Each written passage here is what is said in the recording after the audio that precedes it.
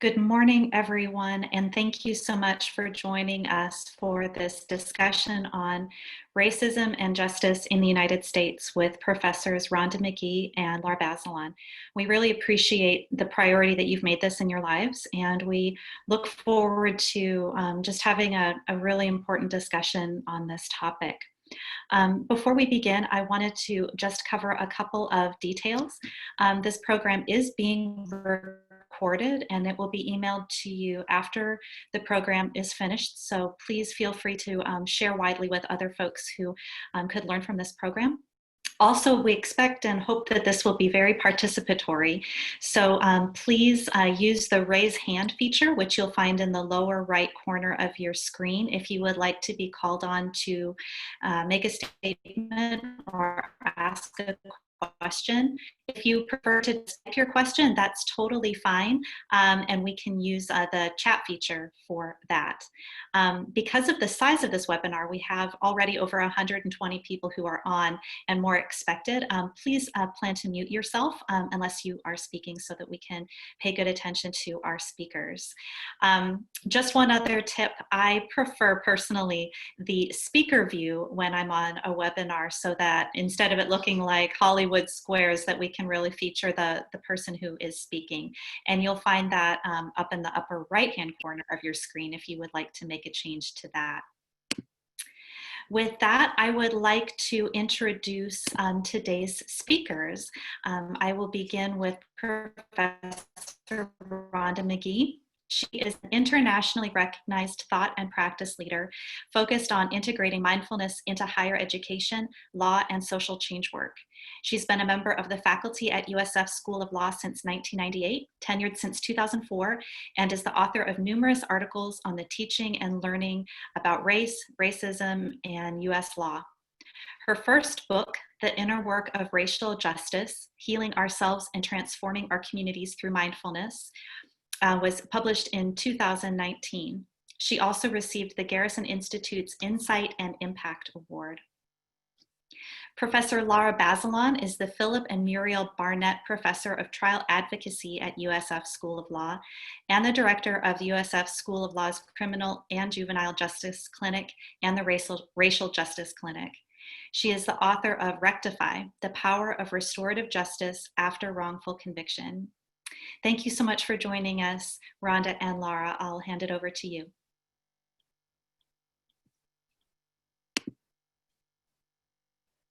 Well, thank you so very much, Caroline, and Lara, my co-presenter. And I really want to thank all of you who have joined, or we're up to 150, almost 160 participants now. And I can say for myself that it's very moving and heartening for me to know how many of you are taking the time to join us for this conversation, this discussion on racism and justice at this time, in this moment. And what is this time in this moment?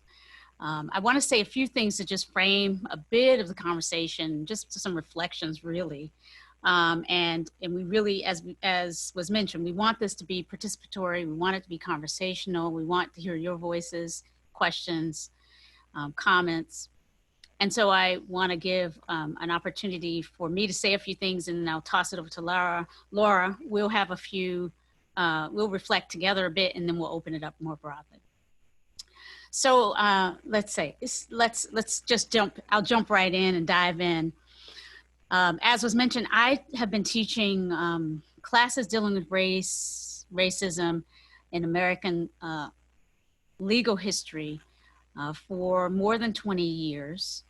Many of you also know that part of what I do these days is to really focus on, really thinking well and practicing well about how to expand our conventional wisdom and our sort of received conditions, habits, and patterns around how we approach these issues, right? So I've been bringing mindfulness in and other research-informed tools and strategies for helping us think more deeply about what, again, biases, blind spots, habits, conditions, ways of looking and thinking about this issue might be getting in the way of more abstractly identified goals, objectives, values that we believe we carry around these issues.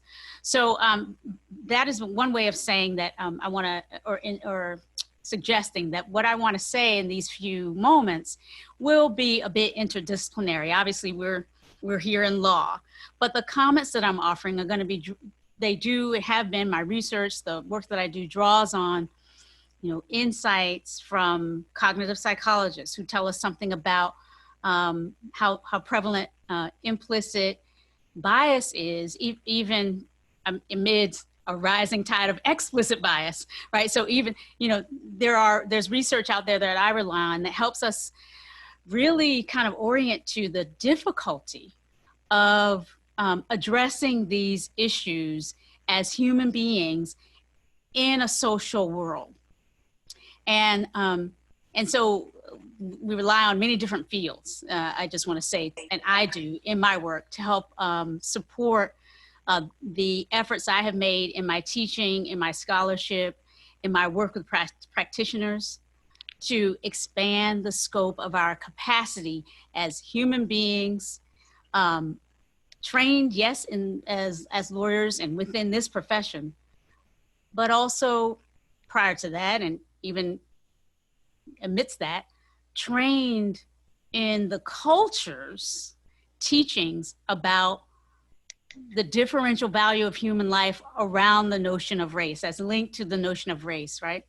So for me, to think about racism is to invite this deep reflection on how it is that we as human beings, certainly in the US society, and again, this shows up in different ways around the world, but how we have constructed hierarchies of value around these concepts of race.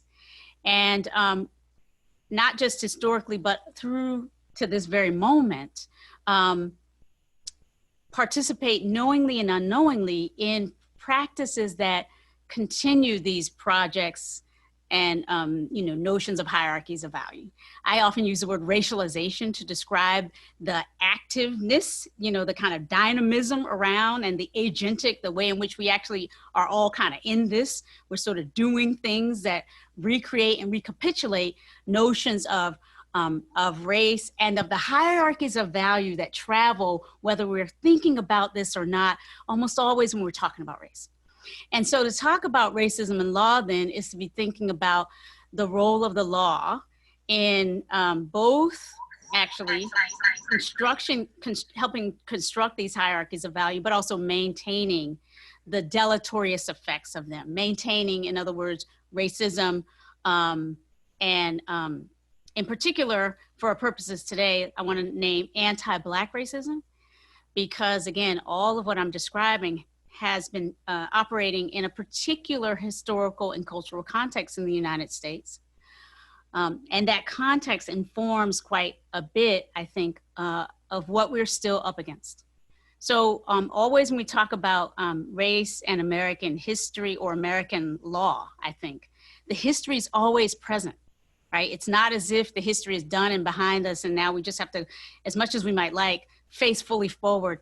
Again, the project of being human, if we really examine that, we know that that our culture's commitments and the ways in which we have invested in racism, and not just racism without an order, but in particular white supremacy, a hierarchy of white over Black, how we as a culture have invested in that, and how the legal system has served that culture by, for most of our history, just really legitimizing that hierarchy.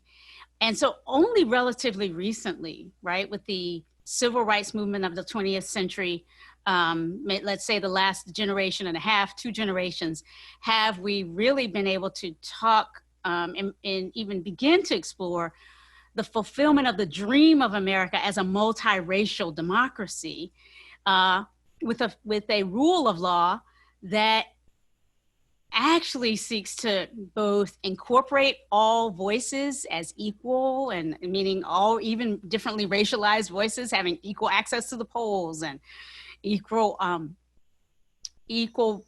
sort of purchase on the promises of equality. While we've had these provisions in our Constitution for a very long, we all know that the struggle for justice and the struggle to abolish white supremacy in this country has been, multi-generational. It's been in many ways Black-led, but it's not only been something that African Americans or Blacks have contributed to. It's been a multiracial, multi-identity struggle, but certainly the Black experience has been at its root. And so when we meet as we do now, at a time when we are all kind of, in our different ways, reeling from the trauma of the recent incidents that remind us that everything I'm talking about is not a thing of the past, that anti-Black racism in particular is sort of still in many, many different ways, obvious and non-obvious, running in our system, accounts for the vast disproportion of brown, Black, indigenous men and women who are incarcerated, accounts in part for the disproportionate impacts of COVID, because of course we're meeting not only at a moment of inflection point around racial justice, but also in the midst of pandemic, which has brought us other inflection points around the variable ways in which the vulnerabilities of our health system, of our of our just being human, are differently visited, and the harms and the injuries that any one of us may face are sort of disproportionately visited upon the traditionally marginalized, including the traditionally racially subordinated in the United States. And so, what we are trying to do in law, and I've really been vexed by this since I came to law, being born and raised in North Carolina, born in Kinston, North Carolina in 1967, the last year of Martin Luther King's life on the planet, born in a community that had the footprint of segregation running through and through it.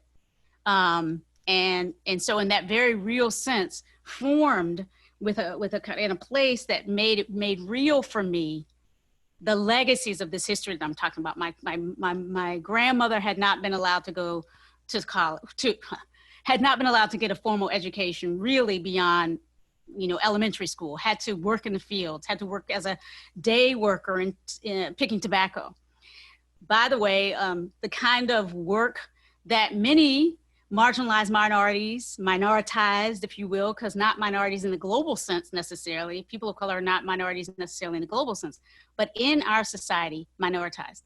To this day, if you look at who's doing what, who's in positions of authority, access, and power, disproportionately, whether they be judges, legislators, et cetera, on the one hand, who, on the other hand, are doing the kinds of jobs that would today still be relegated to brown, Black, indigenous people if we were still in a slave society. You still see that racial hierarchy.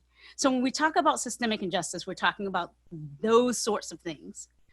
And the fight for justice is an interlocking one with a lot of different aspects, not only race, but certainly these legacies of white supremacy are a part of it. And so my heart is kind of broken by what we have seen in terms of the George Floyd, what I will call, because it seems to me so clearly to be a lynching, a killing without due process by officials, in this case of the Minneapolis, city police force of this man. When we have witnessed that, it is, I will say that the positive for me is that it has galvanized a kind of a reawakening to the reality of the work that we might still be doing and need to do to make our systems more just, and to really abolish as best we can the legacies of this deeply ingrained notions of white dominance, and white supremacy. Sometimes I use the word white norming. Sometimes we talk about white privilege. We're really talking about the different ways that this hierarchy is still in our culture. And so I will end my comments by just simply saying, I'm heartened by not only all of you beautiful folks who are here on this call, demonstrating with your time and your efforts and a willingness to kind of be in this conversation, which is important. I think law, whatever else law might be, one of my kind of intellectual teachers in this work, Charles Black, a former law professor at Yale, who along with, again, that multiracial group of folks without whom we wouldn't have gotten Brown versus Board of Education, without whose work we wouldn't be here in this conversation, because I wouldn't have been able to be here. Charles Black, one of the white racialized members of that contingent who helped formulate the legal strategy to dismantle segregation, or at least official state-sponsored segregation. We know the legacies of that are still with us. But one of the insights of Professor Black that I hold dear when I think about this work is his observation that law is reasoning, and I would say application, but he was thinking about interpretation of law, how we interpret law. It's reasoning from our commitments, by which he meant it's reasoning that comes up from the culture's commitments to what justice demands. And so I'm very, I will say, even though I'm heartbroken by the fact that unfortunately we meet in the sort of a world that has been shook to the foundations by witnessing a lynching today. Had we not witnessed that, the consciousness necessary to shift the culture so that we have different commitments towards racial justice would not be what it is right now, where we're now seeing reform measures happening. And maybe Lara will speak more about those. Lara will speak more about those, but others may as well. We are actually seeing changes happening that have been proposed for many years and by many good thinkers on these subjects. But we see, all kinds of measures to reform policing, for example, but not only that, to disrupt some of the really often unconscious ways we have quietly allowed our environments to promote white supremacy, right? So taking down some of the monuments around the South, the part of the country where I grew up in. And those are just, changing the way in which police are held accountable for, which I think is really the most important innovation we can ever have, around minimizing the particular brutality that we saw on the street of Minneapolis. Accountability measures for policing, and actually even more than that, moves to kind of defund or reimagine how we distribute the funds that promote the good and embed practices that minimize violence at the community level, so that policing has a smaller footprint in all of our lives. So I want to just end with that bit of sense of my own optimism about the green shoots of possibility that are coming up these days as we see the culture shifting its consciousness at least somewhat. I hope it lasts. I'm going to trust that it will. And it's from that shift in consciousness that law, policy, and other reforms can actually take root and flower and create, I think, a transformed, more just system that, let's say, holds fewer of the deep imprints of white supremacy in place, maybe in our children's lives, than have been such a reality in our lives. So I want to turn it over to my friend Lara to see what she might add, or just to see what you're thinking about all of this, Lara. Thank you, Rhonda, and thank you, Julie and Caroline, for putting this together. I just want to start by saying that I'm really honored to be on the same web platform with Rhonda talking about these issues with all of you, and that I'm tremendously moved to see that over 200 people are here present with us today, including many of my former, current, and future students, and including some folks I know who are considering coming to USF. And that is just really an amazing comment on the kind of community that we have and the kind of people who are attracted to USF. And it's true that I wake up every day feeling incredibly honored to be able to teach at USF and be part of the faculty. So for people who don't know, I direct the criminal and juvenile justice and the racial justice clinics here at the law school.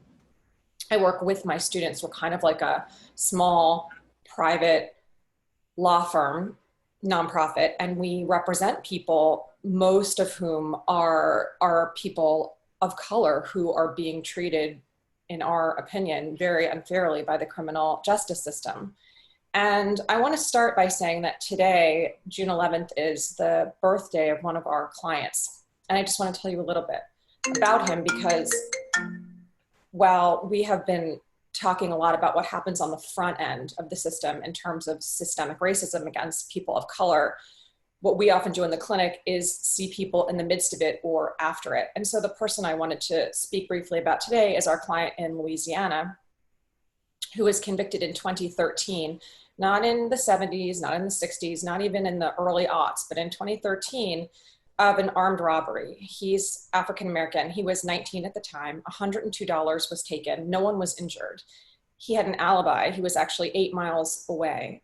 The victim was white. It was a show-up cross-racial identification, which is what our USF law students will tell you the most suggestive kind of identification that there is. Basically, this victim had one person to look at, our client, who was in handcuffs surrounded by police officers, and he picked him, and that was essentially the evidence. His lawyers did not investigate his alibi nor present any defense whatsoever. The trial took an hour and a half. He was convicted, and he was sentenced to 60 years at hard labor with no possibility of parole. And I just want to say two sort of recent things about this case. We've been trying to overturn this conviction, which on the back end is difficult because the presumption of innocence gets flipped on its head at that point. And so you have to basically prosecute a case of innocence and prove innocence, which isn't always as easy as it sounds like it might be, given what I've told you about this case. But I did have a recent conversation with the DA's office, and two things about that conversation stood out to me. The first one was that when I was speaking to people in that office, I said, unless you intervene or unless the courts intervene, my client is going to die in prison. And one of the prosecutors said, well, why? Does he have an underlying health condition? And I said, in fact, yes, but it's a simple matter of math, because he got a 60-year sentence at the age of 19, and the average life expectancy of a Black man in the United States is about 75 years. And the other thing that stood out to me was that we started talking about his potential disciplinary record while incarcerated, and recall, of course, he's incarcerated for something that he didn't do. In Louisiana, their prisons are basically modern day plantations, and the 13th Amendment has an exception to the prohibition against slavery. You can actually be enslaved if you are incarcerated. And in fact, what happens in this prison is that the able-bodied men are taken out onto the fields, and they are forced to pick crops, and they are overseen by prison guards on horses with guns, many of whom are Caucasian, and the vast majority of the young men in the fields are African American. And I knew all of this. I've known all of this for a long time. The prosecutor said to me, well, don't worry if your client has disciplinary infractions from the labor that he is, required to do, that the DA looks very generously upon those. And then he sort of gave this embarrassed laugh and said, I mean, you probably don't know this, but of course there are a lot of write-ups that people like your client get for things that happen when they're supposed to be working. And I said, like what? And he said, well, things like failing to pick cotton fast enough. So we're having this conversation in 2020, but when you actually look at some of these pictures and you listen to the experiences of the people who are incarcerated, and they are mainly black and brown, they are experiencing something very, very similar to what their ancestors experienced in the 1600s and the 1700s and the 1800s. And so this idea that we've made a lot of progress, while true, is also fundamentally not true. And I'm reminded of this every day in the work that I do. My whole career has been about representing people who were too poor to afford a lawyer, both at the law school and then in my previous life when I was a public defender. And so that's a situation that I've always understood and lived with and been a big part of my life. And yet the past 2 weeks have really been, they've just been so devastating, because what you feel is this sense that we are not making the kind of progress that we should be, and maybe horribly, potentially moving backward. And at the same time, and I promise, end on a hopeful note, because I realize this has not sounded particularly hopeful, but before I get to my concluding remarks, what I also want to say about this, and I feel like it's really important to acknowledge, is that our country really is founded on white supremacy, and it operates on white supremacy, and you can see it in every sector and every center of power. And I think that white people, particularly well-meaning, liberal white people, shy away from their implicit involvement in that. And the best way to sum it up, because I don't think I would be eloquent to this task, is some writing that I've read recently by a woman named Robin DiAngelo. She wrote a book called White Fragility, which many of you may be familiar with, but if not, I definitely encourage buying and reading it. And she talks about this idea that for a lot of white people, it's a good, bad binary. And this definition of racist, sort of post-civil rights, has been reduced to the idea that only people who act intentionally and maliciously and based on a conscious dislike of someone are racists. So for example, the white people in the South, or for example, I think Officer Chauvin extinguishing the life of George Floyd as he begged for his mother and said that he could not breathe. And so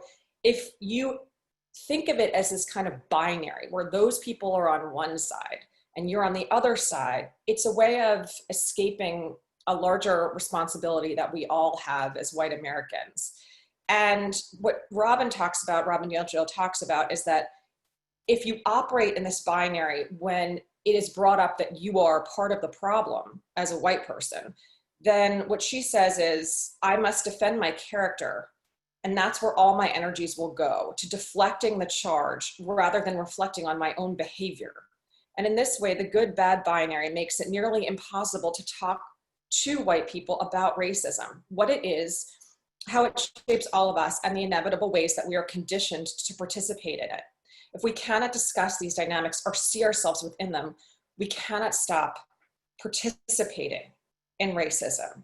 She goes on to say that the simplistic idea that it's limited to individual intentional acts committed by unkind people is at the root of almost all white defensiveness on this topic. She writes, if as a white person, I conceptualize racism as a binary and I place myself on the not racist side, what further action is required of me? No action is required because I am not a racist. Therefore, racism is not my problem. It doesn't concern me, and there's nothing further I need to do.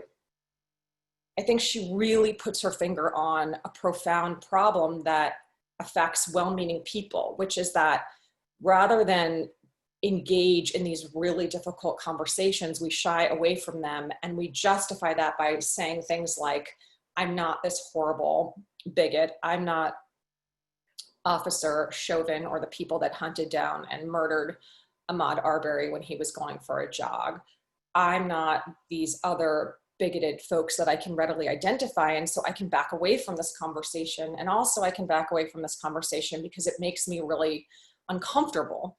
And I'm afraid of saying and doing the wrong thing and somehow getting myself into trouble. And why would I want to bring that on myself? And I think that that's something a lot of people feel when issues about racial discrimination and systemic white supremacy and oppression of people of color come up. And I'm hoping that today we can make some inroads into that. And then my hopeful note, and then I'm also going to conclude by asking a question of my co-host, is that I feel like in my own struggle with what I just described, I am incredibly fortunate to have my students and USF because it is a majority women law school. And I don't really see myself so much as in a hierarchy with my students on these issues as learning continuously from my students. And my students are so thoughtful on all of the issues that I've talked about, and the continuous dialogue that I'm able to have with them, where they are honest with me, where they are challenging me about my beliefs and my preconceptions, and where they are holding me to account. It not only makes me a better lawyer around these issues, it makes me a better person. And I think that's something that speaks to the character of this law school. It speaks to the fact that so many of them are on this call, on this webinar, participating because they care and they're not afraid to engage. And what I believe in my heart is that when they go out and pass the bar and go out into the world of practice, they're going to be progressive prosecutors. They're going to be public defenders. They're going to be working maybe at law firms and doing incredible pro bono projects. They're going to be spreading the message of social change and racial justice that they've believed and that brought them to USF in the first place. So that's where I feel hopeful. I mean, obviously I could talk about some legislation that's coming up, and I'm happy to answer any questions that folks have about federal and state and local changes and legislation. But I do want to end on that note because I think that it goes to the heart of who we are, who our students are, who our law school is, who our university is. And with that, actually, Rhonda, I wanted to ask a question of you. And I wanted to ask a question about your book, The Inner Work of Racial Justice, Healing Ourselves and Transforming Our Communities Through Mindfulness. And my question to you is this. It seems to me like when I think about mindfulness, I think about it as almost in a separate silo than the struggle for racial justice. And I don't imagine that I'm alone in that, although perhaps I'm more ignorant than most people, which I'll readily concede. But I'm wondering if you can explain to us how mindfulness is so important to the struggle for racial justice, how those two concepts intersect and inform each other. Mm-hmm. Thank you so much for this question, because no, you're not alone. I think actually many people hear these two things as like, Venn diagram where there's no intersection between the two. But for me, obviously, it's the opposite. And I think one way that I would answer the question, Lara, is to point back to your really beautiful sharing for us of Robin DiAngelo's insights from the book White Fragility, which again, I too recommend have my students read from in my race and justice classes, et cetera. It's very, very helpful, especially for white racialized people and for those of us who have been trained in whiteness, which is everybody, to understand more about the dynamics of whiteness. But as you describe those dynamics, right, and you described what fragility is and how it is that thinking of oneself as kind of a good person around these issues, whenever is part of the barrier to actually acting to help, because we already feel like maybe there's nothing to do. Relatedly, if someone actually suggests that there's something to do, a lot of defensiveness, a lot of like, cognitive dissonance comes in. And in other words, we go through some psychological distress and some social and emotional distress often around these issues. A big part of mindfulness actually is, and it's not the only part, but a good solid hunk of it in terms of the experiential dynamics of it and sort of the utility of mindfulness as we do this work in the world has to do with how it supports us in deepening emotional resilience, stamina, as opposed to or compared to fragility, right? It, to me, is really probably, in my own 52 years on the planet, I haven't found a more effective kind of personal technology, if you will, that I can draw on interpersonally to support me in working with others to change these systems than the practices of mindfulness that help me see when my own emotional reactivity, when my own attachment to a notion of what I think needs to happen, and of course the subtle relationship between what I think and how I think of myself and how I hold myself to be, just also already evolved. It's when I'm getting stuck and when I, feel myself getting stuck, instead of being able to open to a moment to learn or a moment to stretch or, some invitation to kind of take some action that would make manifest these aspirations or the notion, the values that I believe I hold in my heart. So mindfulness helps us notice the stuckness, notice the defendedness, notice the emotional landscape that often, and the thoughtscape that's running with action, and really be more able to really engage from a place of being willing to be vulnerable, being willing to be wrong. And there's, Lara, in other words, so many ways that for me, mindfulness is part of what I call the ecology of social justice. For me, justice is about, I call it an ecology. I use that because I'm thinking about the personal dynamics and interpersonal dynamics and systemic and collective. It's not just one place, right? The legal system obviously is what we're into, but the legal system is obviously not the only place where justice happens. And for me, there's a very important part that's about who I am, how I kind of hold the sense of myself. For example, do I see myself as an ally at my best? Am I an ally with somebody whose positionality and vulnerability is different from my own? Like indigenous folks or people whose lives are being impacted by immigration policies in the ways that mine aren't. Feeling like, look, I want to stand with those folks who are more vulnerable than me, and I want to take some action to support them. Feeling that, and then seeing what might get in the way, and then actually trying to take actions, and then having to step back if someone corrects me and says, hey, wait a minute, you're stepping out in a way that's actually not that helpful, or I'm feeling a microaggression in the middle of this, or some sort of savior complex.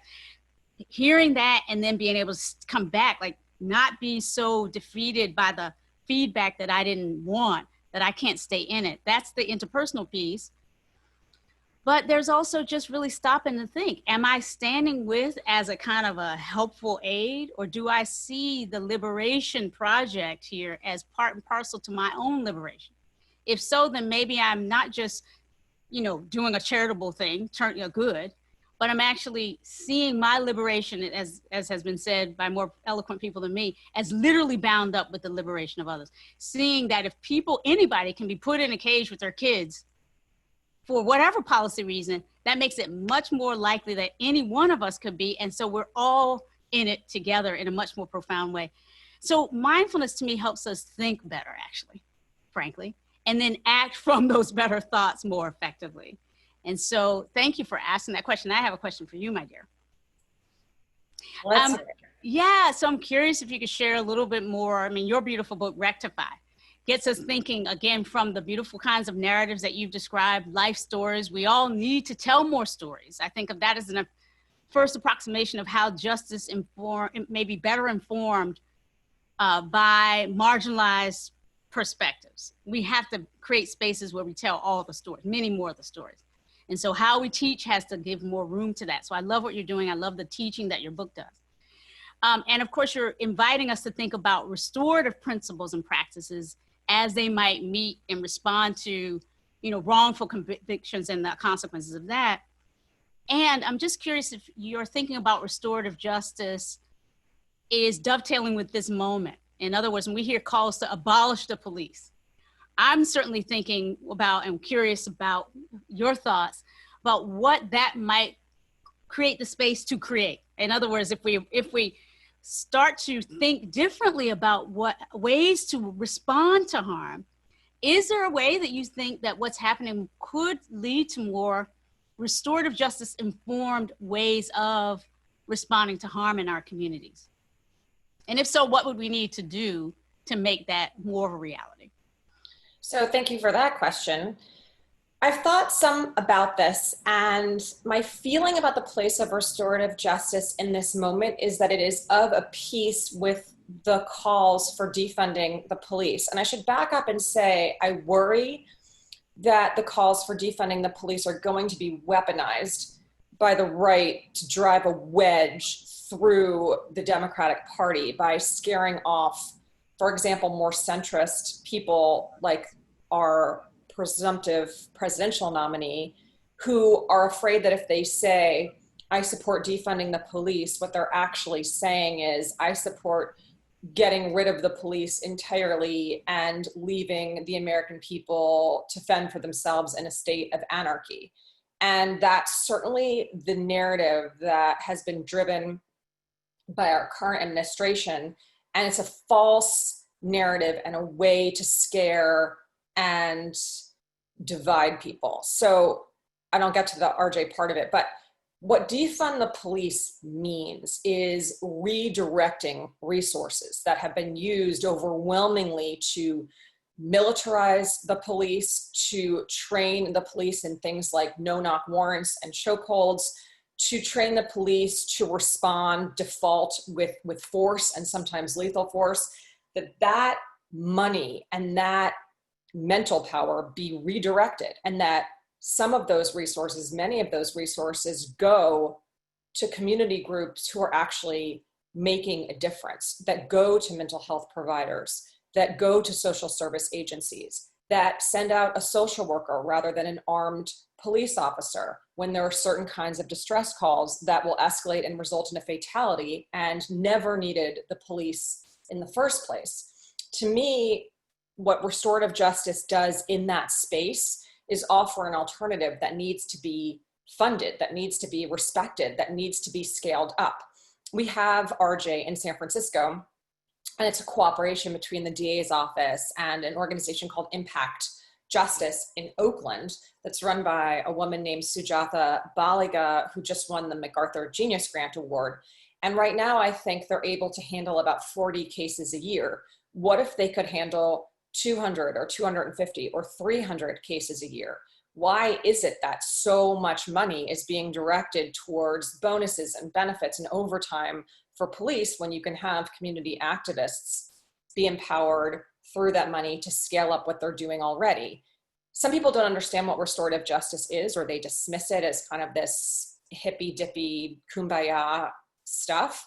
But what restorative justice does is it brings together harmed people and the people who harm them, often coming from the same communities, in a process of healing and true accountability that is also wrapped around by very intensive services: job training, mental health counseling, substance abuse counseling, anger management. And the whole idea is to reorient and redirect the person who committed the harm by getting that person to dig down deep into the causes, the root causes of what they did, and answer for them to the person who they harmed directly. And so for me, I feel like it's an exciting moment in the sense that we just elected a district attorney who is the son of incarcerated parents, who is possibly the most progressive district attorney in the entire country, who campaigned on a platform that he would offer restorative justice to any victim who wants it, which is a pretty remarkable platform, who's spoken of the role of restorative justice in his own life in very personal terms. And I do think there's energy and momentum now around this idea that we are going to defund, not in this scary bring on the violent people that will kill us all, blood in the street sense, but in the sense of reimagining the way that we think about law enforcement. And just to give you a very quick example, and then I really want to make sure we have time for questions, the LA budget, the LA County budget, is about 16 to $17 billion. Of that budget, the police, the LAPD, get $1.8 billion. So just think about that. They get $1.8 billion of this budget, which is just an enormous percentage. And with the COVID-19 impacting so many people, before the death of George Floyd and so many others, and before the current moment that we were in just a few short weeks ago, the mayor of LA, who's a very progressive person, proposed a budget to the city council that cut social service programs, that furloughed 15,000 employees, and that gave a 7% increase to the LAPD. And he has rolled that back. And he is now saying the LAPD is going to be defunded to the degree of $150 million. So let's see if that happens. But that's a huge change in the second biggest city in the United States. And if it were to happen and that $150 million went elsewhere to restorative justice programs and other programs that have proven to be effective at reducing crime and repairing harm and reuniting communities, that I think would be a remarkable thing. Wow, yes, so much you've opened up, and I really feel sort of excited to hear what other thoughts. I know folks are putting comments and questions already in the chat, but why don't we open it up? Are you up for that now, Lara, to go ahead and open it up? And we'll invite folks to kind of, I see we've got some participants with raised hands. We've got some questions already in the chat. Let's see. Let me just read off some of the sorts of things that I'm seeing in the chat, and maybe Lara, you can also So I see my friend, hi, Rebecca Gordon, asking, does it make sense to ask what are the problems communities try to solve with police? To the extent the police forces exist to enforce white supremacy, this is not a purpose we want to find alternatives for. But if communities are looking to police to make their lives more secure, does it make sense to ask what do we need and what are the best way to satisfy those needs? I personally think there's so much that your question is getting us to think about. And this is exactly one of the, I think, consequences of this movement, this inflection point, is that we're asking this kind of really good question and taking it out of discourse-focused rooms around, trying to bring the Black Lives Matter movement to the fore, where people have been asking this question for really decades, right? But now we're in this big conversation where you can turn on the national news and hear folks actually thinking, well, what are the police doing? And how much money are we spending? And what are we asking them to do that maybe we should ask others to do, et cetera, et cetera. And so I think you're absolutely right. This is the kind of question we should be asking. This is not the place to fully answer it, but just to name that a lot of research confirms, and the police themselves tell us, if we listen to them, that they're being asked to do everything that our society hasn't figured out how to do effectively. Mental health work. They're being called when people are in mental health distress, when they're not trained for that, right? They're not trained to be therapists or to help people who are in some stage of mental breakdown. The police are being called for that. That, to me, opens my heart to the whole broader part of this thing, which is our whole society is structured in a way that certain jobs are the best jobs that people can get, including police in some circumstances for some, people. And we're also inviting a conversation about the circumstances that lead a person to that job and the training that they get and don't get and the challenges, right? The trauma that they face. So I think this raises a lot. And because I think when we start to reflect on this, we start to get out of these camps of us versus them and see how we are all wounded by these systems. How many of you saw, I don't know if I saw on Twitter, this picture, I think it was from the Lincoln Memorial, right about the time when the announcement was made that the troops were being pulled back. Protester had the bullhorn. And the image I saw was of that line. Protesters here, militarized, masked force there across, right? They're like this. And in the midst of this, the clear, energetic presentation by one of the protesters, there was apparently an invitation for the protesters to take a knee if they were in agreement about, and they took a knee, and all of a sudden the officers also took a knee, yeah? Just that, first of all, full stop, if that was all that had happened, right? Very touching, right? We're all seeing that we need to do something differently, and even the officers take a knee. But as it continued, you could feel almost the energy building, even across this discipline, right? You can feel the energy sometimes. And all of a sudden you saw one of the white racialized protesters reaching a hand out to a white racialized, standing up and reaching a hand out to a white racialized party on the other side of that line, officer. And what do they do once their hands connect? They're pulling each other into a hug. Because everybody is suffering under the system, actually. And police don't get joy out of being called to respond to somebody in some sort of mental health distress without adequate tools. They get overwhelmed, an incident happens. Now they're charged with being, racist or insensitive, et cetera. So the whole system does need to change. No question, for everybody. We're all in it. Thank you so much, Rebecca. I saw some couple of hands up. Lara, let me let you help us sort of move through the questions. You may see some hands raised. Yeah, I did see a hand. Nicholas, yes, there you go. Oh yeah, I just wanted to ask a question. You were just talking about Los Angeles, and that's where I'm from. I'm also still deciding where I want to go to school. There's something I've been thinking about is that there doesn't really seem to be a democratic form in almost any city in the US where people can really come together, because the city councils they're really small, they're really outdated, and they don't seem to represent anybody. So, and it's like every year I hear about, it's the first person of, this or that who gets to serve in the city council. I'm like, shouldn't they just sit on the city council every year? It's like, shouldn't all these people be represented all the time? It seems crazy. So I'm like, is that an issue that, you know, you guys want to work on at the University of San Francisco? Is that like something you're interested in? Well, I'm not sure that my primary focus in the clinic is LA. Now, that said, Nicholas, I spent 8 years living in LA and I love LA.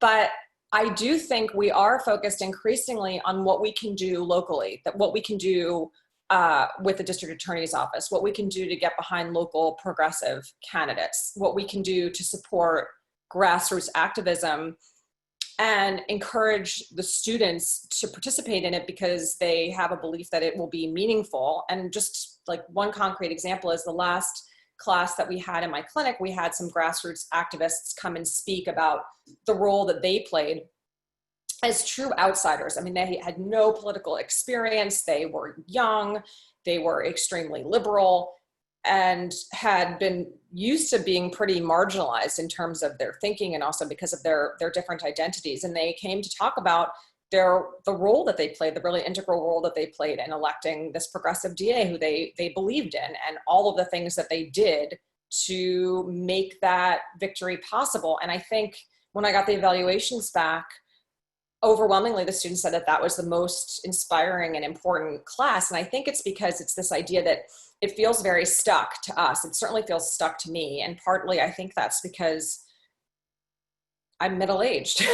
And when they see that there are these young people who are fighting hard and succeeding and they're seeing these reforms, and it's not perfect and it's not immediate and it's not overnight, they see the possibility for change. So while I can't speak to recomposing or restructuring the LA City Council, and I wish I had some grand overall idea about that, I do think that where we live in our city, there are a lot of very, very important grassroots reforms going on that are bearing fruit. And I think that message is really coming through and inspiring a lot of young people who, you know, maybe a couple of months or a year ago would have felt completely dispirited. Yeah. And let me just really quickly say to Nicholas, I personally am very jazzed about the idea of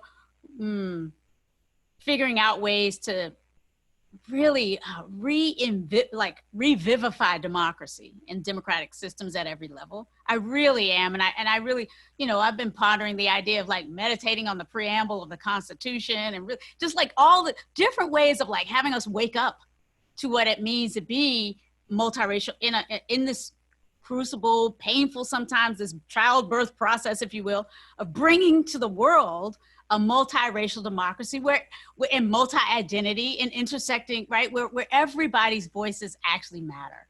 That's not easy. It's never been done. It's this big, huge, beautiful work in progress. And it could take some tweaking, if not completely starting over at many levels. So thank you so much, Nicholas, for that.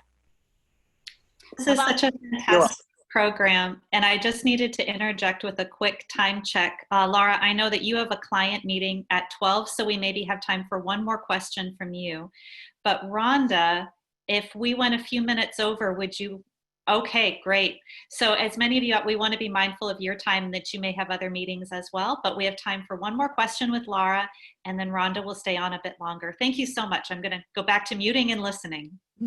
So Rhonda, if you don't mind, since it's my last couple of minutes, and Jenny Estevez, please don't hate me for putting you on the spot, but I would love to hear from my student Jenny, because I know she was commenting in the chat function, and she and I had a conversation yesterday. So I'm just curious if you'd like to share anything. And again, don't kill me for doing this to you. Hi, nice speaking to everyone and seeing everyone. I really appreciate spaces like these. I think they're really important now than ever. I have many thoughts, as always, about everything, but something that I've really been thinking about is how we shouldn't have to soften the word defunding for centrists. We shouldn't have to cater to fragility and the failure of people to accurately inform themselves as to what defunding actually matters or actually means. I think in changing the narrative, you erase many Black women's perspectives, some of who have created and have given momentum to the defunding the police movement. So that's just something that I've been thinking throughout this whole conversation.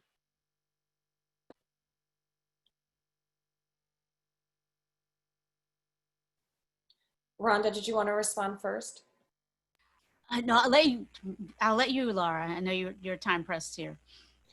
I agree. I find it incredibly frustrating. I find it really frustrating that there's sort of this, what I think of as really unnecessary continuing education campaign for well-meaning white people. I find it really frustrating that it's so easy to divide them by weaponizing language like defund the police and boiling it down to this really simplistic, completely misleading term that's meant to be scary. And I feel like this has happened over and over and over again in the history of this country, where progressives push on a reform and then the liberal centrists within the party are like, no, no, no, that's too scary. And then the people on the right are all too happy to exploit that divide and amp up the noise even further.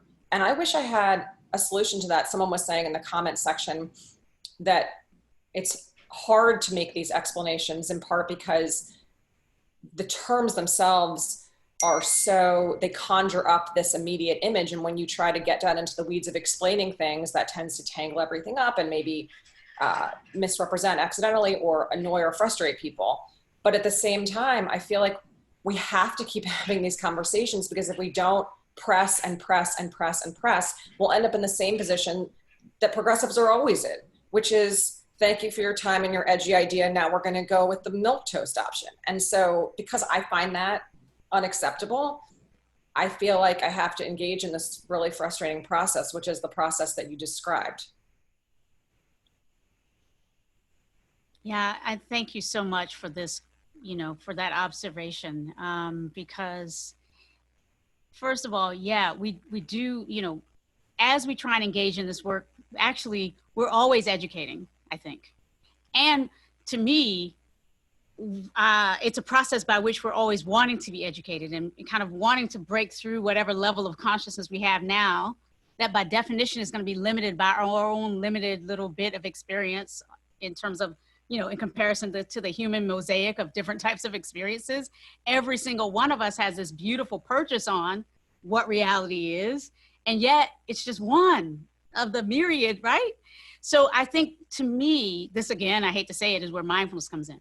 Being able to hold complex, divergent realities, and being able to kind of move in and out of the need for a moment of education to bring somebody along without feeling like it's somehow a problem. Of course, in a way, and frankly, this is just my view. Of course, there are going to be times to have the same kind of conversation over and over again, because again, we're just human beings on a journey and works in progress, every single one of us around this. Moreover, people who are relatively identified or experienced in the dominant ways of being and have thrived under these systems, most of us in certain senses, whether we are particularly privileged racially or otherwise, if we've survived and thrived under the system, our way of thinking is going to be kind of formed and reformed, and let's sometimes say deformed, to support the norms of what are happening. And they're going to make it harder for us to have a breakthrough of like, oh yes, oh, I kind of understand what we mean here, and let me learn something new. So for me, mindfulness actually helps deal even with the reactivity that says, oh, we have to have this conversation again. Yes, of course we have to have that conversation again. We understand where it's coming from, and we can have a little bit of compassion. And I think we all agree, we need greater, bigger rooms for having hard conversations. And we need to build within us and within each other and our families, our neighborhoods, the capacity to actually have these difficult conversations together and not, be resistant to the idea or see it as somehow a burden. This is democracy, in my view. Like these big, noisy, ongoing conversations, even the ones where they have to say the same thing over and over again, democracy in action, especially, again, multi-identity infused, noisy, conversations again and again and again. To me, law at least can give us a place, a touchstone for having those kinds of conversations, as opposed to what do we do in the alternative? Violence, vengeance, you know, right? Us against them. And we have been doing that through law too. And so the question is, how do we continue to lean into the highest and best that humankind has thus far identified to support us in coming together to resolve controversies or to help understand and act in response to some challenge, some harm, ideally minimize suffering, especially of the most vulnerable in our time. How do we keep figuring out how to do that? Law to me is at least one really good place to try to do it, but it's not the only place.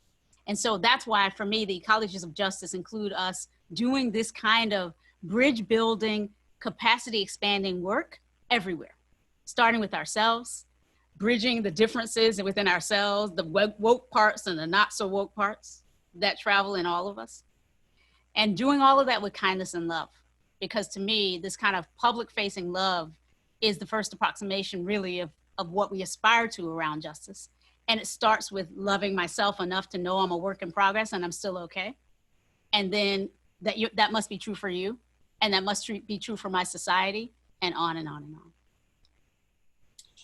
So I'm going to have to jump off. And I just again want to reiterate how thankful I am and honored I am, Rhonda, to be doing this with you. And thank you to Dean Freewald and to Caroline for putting this wonderful program together. And I'm really happy that the conversation is going to continue. And my last request is, before I drop off, is Rhonda, if you would not mind calling on Celia Wilkins, because I know she has a question. Okay, great. Thank you, everybody. Thank you. I want to call on Celia, and I also want to name that there was a question in the chat that was been there maybe even a bit before Celia. Celia, if you're okay, let me name that there was a question that reads, as a Chinese American, I have been contemplating recently my role and identity within the persistent injustice that the Black community has experienced. And more specifically, I've been thinking about racial complicity that is pervasive in some Asian American communities. And I see some heads nodding here, even here in this Zoom call. What are your thoughts on the dynamic of racial complicity in the Black community's racialized injustice and the fight for liberation? And then I'll say a few things on this, and then I want to turn to Salia. So complicity is a huge concept. How, it invites us to be thinking about, by complicit, we mean we're kind of acting in alliance with or acting in ways that, whether intentionally, I would say, or unintentionally, we might not be intending, right, deciding to be complicit. But if we just are willing to stop and think, how are my actions, how is my orientation, whether, again, even if unintentionally, how might it be supporting practices, policies, a consciousness that's doing harm? So when we talk about complicity, there's a moment, I think, a deep moment of pause, opportunity to pause, bring in mindfulness as we need to, and open up the aperture to see how complicity might just be traveling and running through a lot of it might be a, kind of a bridge that all of us might be invited to travel, and we might be popping on and off depending on our circumstances and what's happening. So yes, there's a lot of, I think, often underappreciated complicity with systems of oppression. And some of it is hard to undo because we're all in it. Like, we pay taxes. So, good, right? We're going to pay our taxes, and then our taxes get used in our name, right, to do things that we don't agree with. Some people would say that's being complicit. So again, I mean, we got to really, this is a big, big set of questions and a big set of inquiries. And I want to, as best as I can, keep opening the room for reflection and minimizing judgment and trying to proceed from a place of, we already know, and I have the knowledge and you don't, or some of us do. And we have had enough of that kind of discourse. Part of my effort is to create more spacious holding of big, hard questions. We are in these systems and the systems are in us, period, full stop. So there are going to be so many ways that we're all more complicit than we realize. This particular question, though, about racial complicity, and it is framed around Asian American complicity with white supremacy, which is inviting a lot. But I want to sort of name that and then open it a little bit more to say, again, it's asking, how might any one of us be more complicit than we realize with white supremacy? Whether we are white racialized, whether we are Black racialized. You know, are we afraid to stand up against, let's say, anti-Black racism? Because again, part of what we want to do in this moment is expand our language to be able to talk about this. We've been given to think of racism as like one size fits all. No, it isn't. There are particular dynamics of racism that are anti-Chinese, anti-Black, in particular in our culture, in particular in the Bay Area. Patterns and practices that are about whites over. And then, frankly, there are all these notions of honorary whiteness almost, or, you know, kind of giving people a pass if they can not disrupt the status quo. In other words, there are all kinds of little ways. I talk about this in my book, right? My book, I wrote a book to talk about this because there's so many little nuances to how we do race and how race is done to us. And it's true for all of us. And so to bring this kind of capacity to reflect, look at our history, our stories, the subtle things that we're invited to kind of ally with and be complicit with, that's all our work. It's actually all our work. It might be particularly difficult for Asian Americans who, especially at this moment, in the moment of pandemic, as we mentioned before, we know that Asian Americans are also being scapegoated, targeted. There's a higher incidence of hate crimes. It's completely unacceptable. So again, speaking multiple complex reality, truth, Asian American racism is a problem in our time, even as all of us, including Asian Americans, have been, you know, sort of trained or sort of seduced into imbibing this idea of Asians as a model minority, maybe, who aren't suffering in the same ways, and maybe they're honorary whites more so than others. I mean, there's all this subtle narratives going on that might get in the way of us also being able to see, and they're victims of plain old-fashioned white supremacist racism at this time, and maybe and in other times as well. Long history of that in the Bay Area, Chinese exclusion, Japanese internment, et cetera, et cetera, et cetera. Long history, still here. Not back there, still here. So complicated to name and say, we all need to be accountable for minimizing anti-Asian racism and bias in our cultures and commit to that. And also to say, at the same time, we want to invite reflection within the Asian American community, the Latino community, well, the Black community, reflect on anti-Asian bias within that community. And also then to invite the Asian American community, as this question does, to look at anti-Black bias and the way in which the sort of honorary whiteness status that the model minority trope has sometimes availed for Asian Americans has somehow also been part of that seduction into complicity with white supremacy. Like, I mean, you all know what I'm talking about, the stereotyping around that. So this is complicated, rich, right? We're inviting a lot of like holding of different ways of looking at the prism of all of this. What else is the appropriate response but some compassion? Trying to minimize, right, the space of like, you need to, they should, we should. Allowing space to see more, see more of what we're struggling with, how we're suffering, the similarities and differences in how we're suffering. And that, you know, we're all invited into the same room to remember we're all one human family. All, as far as the anthropologists tell us, having emerged from the, you know, the cradle of the evolution of humankind in Africa, right? And we've gone off around the globe and had these magnificent differentiated experiences one human family. So can we both hold radically differentiated, situated realities? White privilege, Asian American, differentiated realities, and same human family, differentiated challenges around justice and complicity, and maybe some work for all of us. Can we do this? This is the question I think we're facing. And I, for one, believe we can. Obviously, again, I think these inner technologies of self-awareness and also the technologies of mindfulness, for me, help me feel an inherent belonging on the planet. That's also a good place to start if you're going to try to work against injustice, that already I belong. And why? Because I'm a part of this life force that I didn't create, just as you are. We all belong. And now from here, how can we work on this stuff together? And so thank you for this question. I hope I went on a bit with that, because I think there's so much about internalized racism within, amongst people of color. There's colorism, right? Even within the groups. Y'all know what I'm talking about, I think.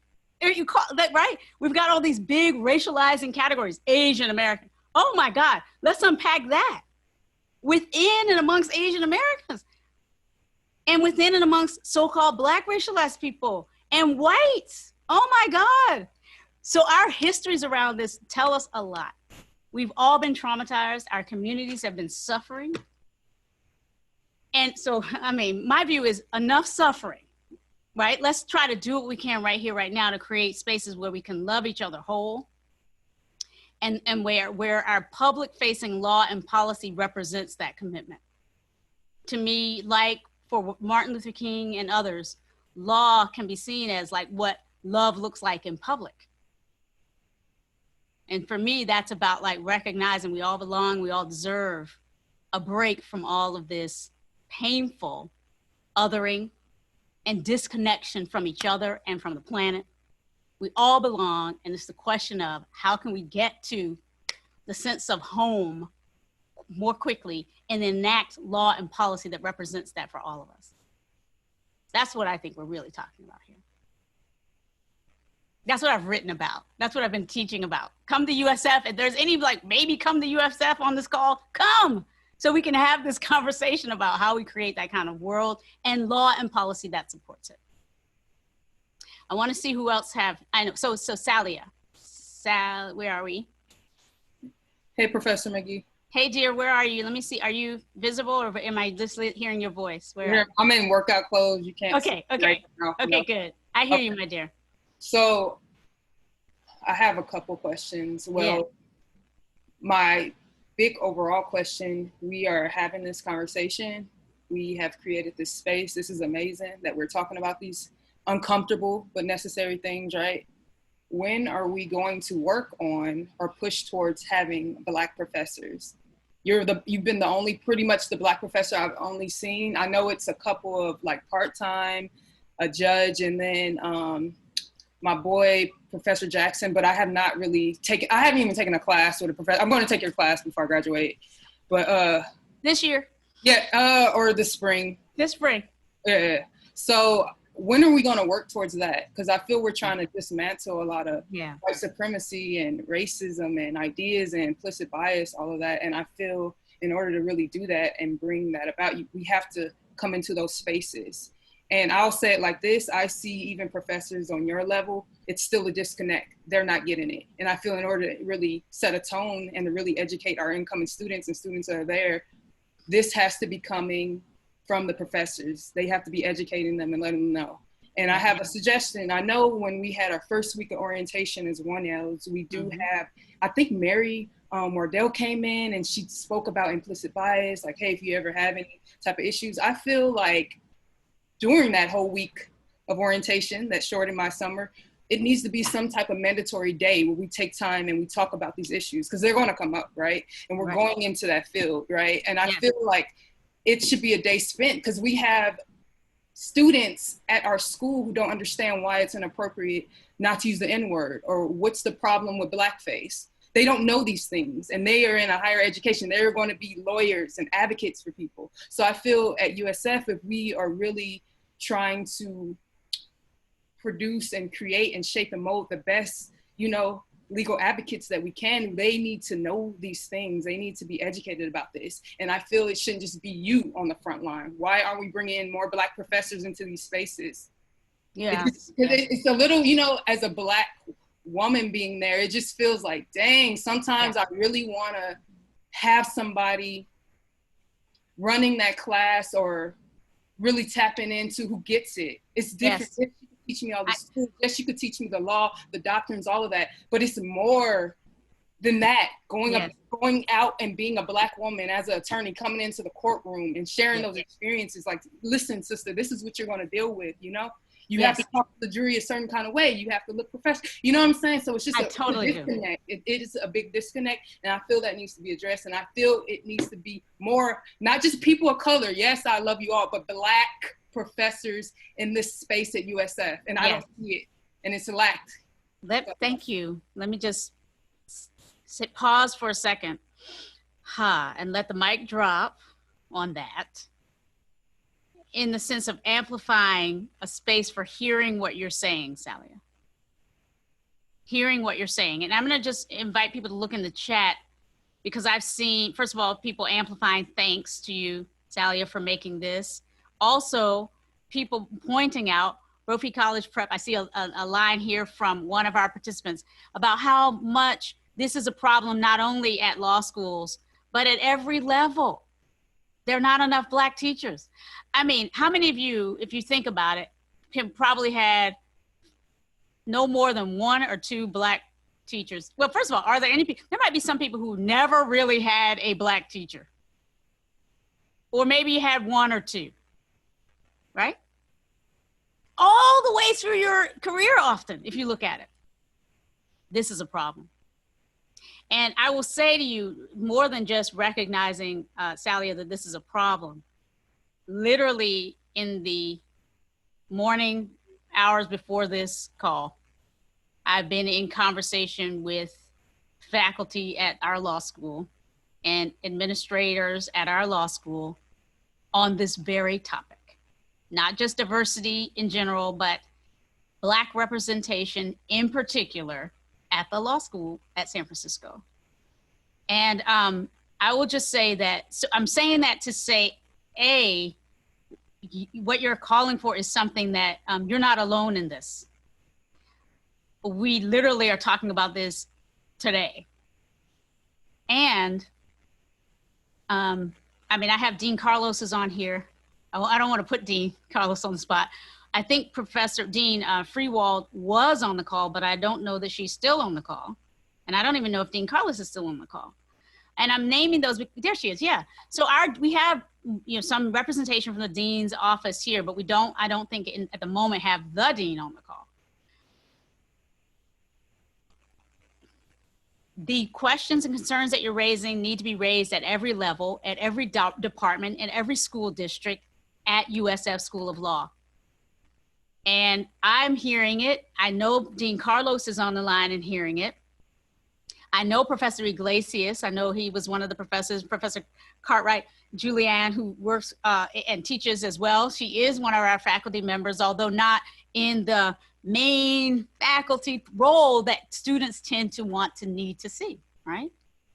So I think that it is, I will say that I have my own frustrations about this. Y'all can imagine. This is my 22nd year at USF. And it is true that I am the only Black kind of classroom tenured professor. And it shouldn't be that way. Period, full stop. Even though our faculty is smaller than it used to be, even though it's hard all over academia, I'm just gonna say that it shouldn't be that way in 2020 at USF or at any other law school. And yet it is a rampant problem.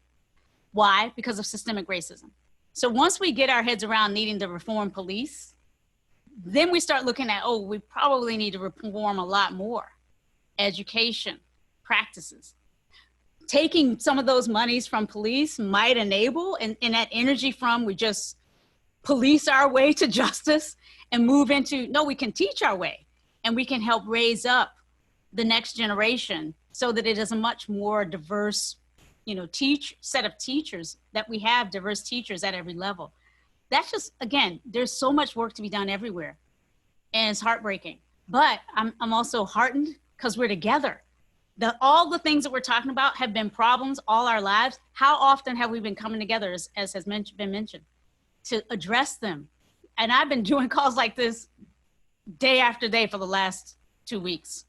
So on the one hand, I'm saddened that we had to go through this painful period to get here. On the other hand, I'm glad we're here. Now, I'm going to be mindful of the time. It's 12:20. Let's say 10 more minutes. So a little bit of time. And I know some people have to leave already, completely understood. But 10 more minutes in case folks have a desire to contribute, share. This is your space at this point. I'm checking to see are there any hands up that I haven't seen? Caroline, you see any? I do not see any raised hands, but if anyone would like to just unmute themselves and make a quick comment or ask a question, please feel very free.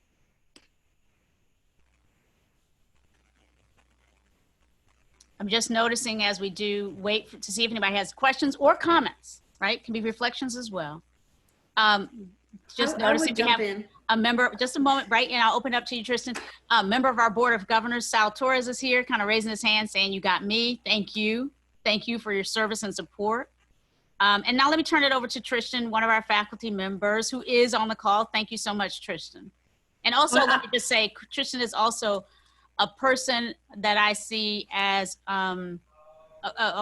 who's been working in solidarity with me around these issues. And I want to name that, as has Professor Iglesias, who I think is also still on the call.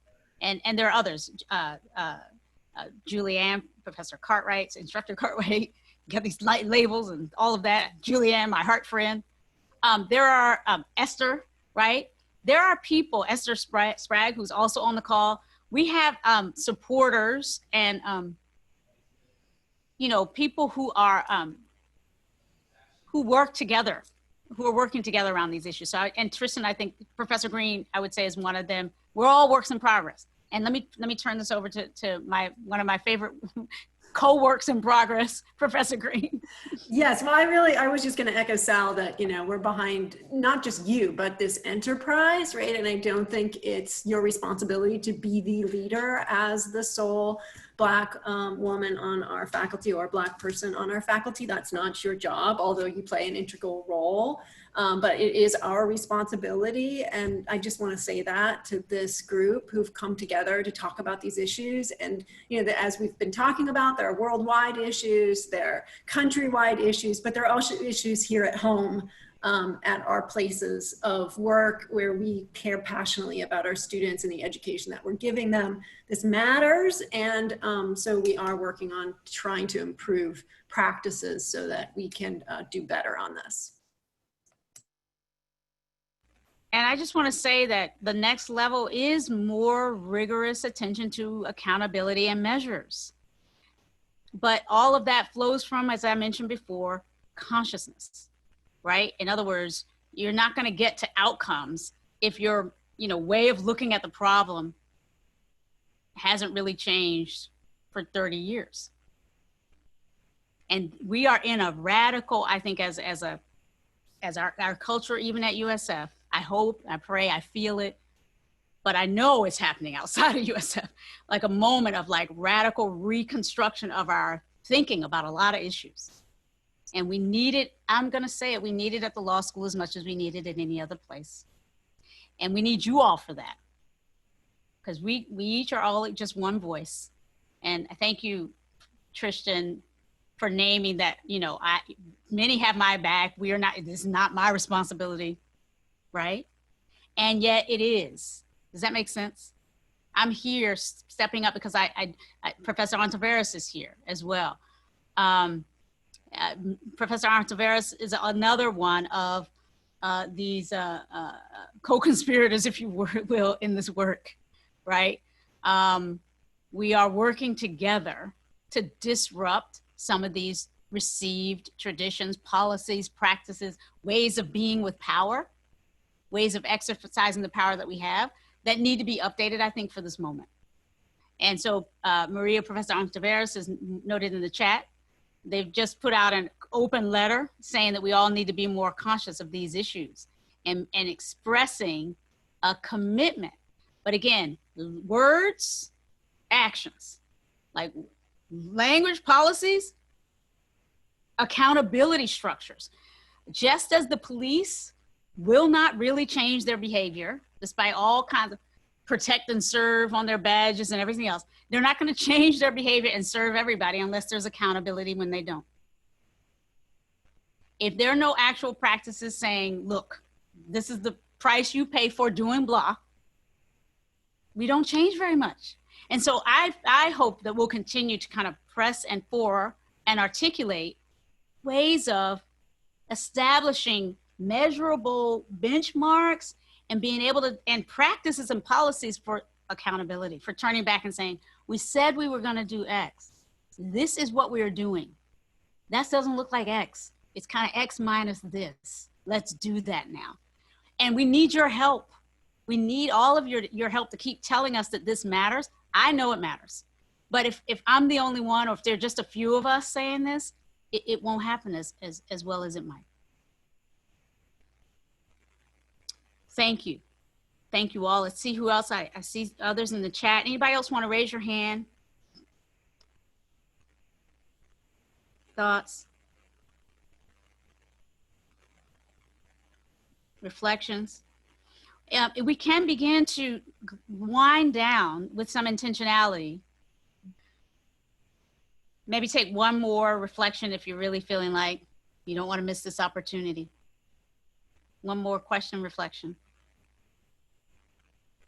All right, let's, yeah, oh, Caroline, yeah? There was one thing that I just wanted to make sure that I shared with the group, and that's just the program that is coming up next week on June 17th at 11 o'clock with Dr. Clarence Jones. It'll be a discussion around the national crisis of racial justice. I'll put the registration link in the chat, and we'll also send it to folks when we send out the recording for this. But I just want to make sure that we keep this conversation going. I've learned so much from this and continue to learn so much. And I want to give you the time for a good mindful close, but also wanted to make sure that folks were aware of that program next week. Yeah. All right. Ha. Whew. Sounding, right? I just let out a whew, just a little bit of the way my body is like trying to process all of this. We are lawyers, so we think it all has to come up from up here, right? We've got words, something has to come this way, but actually you're not, you are embodied human beings. And when what is arising is so much bigger than even 300 of our words, right? It's so much bigger. We need to be able to give ourselves space to feel, to be moved, to let out sounds like, ha, we're frustrated, we're tired, we're exhausted. Many of us angry. And thank goodness we have places like this, folks like each other, to remind us when we feel alone or when we feel disheartened, that we're not alone. And that, I mean, just page through if you need a reminder. Look at the beautiful faces from so many different walks of life. I see my friend, colleague, ally in the work, Professor Travis, Michelle Travis as well. I'm just naming the professors just to say, right, that there is more of this network of institutional voiced support for this work that is also on this call.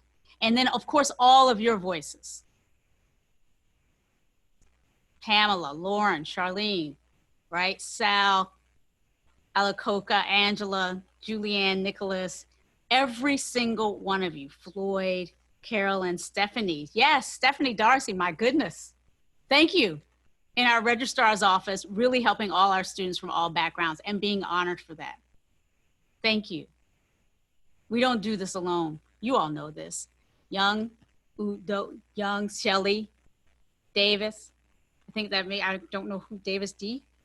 So I can't name everybody here, but this is just my way of saying, we see you, Taneri. We see you, Edith. We see you, Kimberly, Spencer, Mariella, and we're glad, Tim, Professor Iglesias, we're glad we're in it together. I wouldn't be here if I wasn't always buoyed by the power of human connection. That's the hidden power. You know, that's the power that's moving things right now in the streets. It's because people saw each other and uplifted each other. So thank you all for taking this moment to see one another, to by your presence, uplift us. By your presence, amplify the importance of what it is that we came here to talk about today.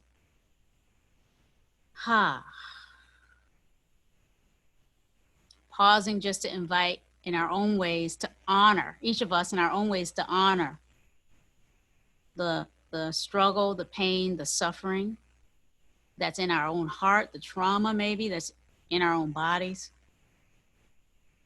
around the topics we've been talking about, the ways we've suffered, our families have suffered.